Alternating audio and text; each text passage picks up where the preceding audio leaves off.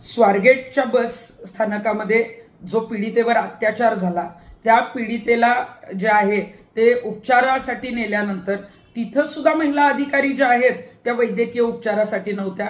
त्या महिलेच्या इच्छेच्या विरोधात जे आहे त्या पुरुष वैद्यकीय अधिकाऱ्यांनी तपासणी केली। म्हणजे त्या महिलेला न्याय द्यायचं सोडाच, परंतु तिच्यावरच अन्याय झाला आणि या संदर्भात तिने प्रधान सचिवांना एक पत्र लिहिलेलं आहे। या पीडितेला लवकरात लवकर न्याय मिळाला पाहिजे, कारण तिची बदनामी सुद्धा बाहेर अनेक जणांनी या प्रकरणानंतर केली आणि तिने जी सरकारी वकिलांची मागणी केलेली आहे, मला वाटते की ज्या सरकारी वकिलांची मागणी केली त्यांनी निर्भय बनोच्या माध्यमातून अनेक सभा या सरकारच्या विरोधात घेतलेल्या आहेत। त्यामुळे त्यांची नियुक्ती सरकार करेल का मला माहित नाही, परंतु त्या पीडितेला न्याय मिळावा यासाठी सरकारने योग्य सरकारी वकील देणं गरजेचं आहे।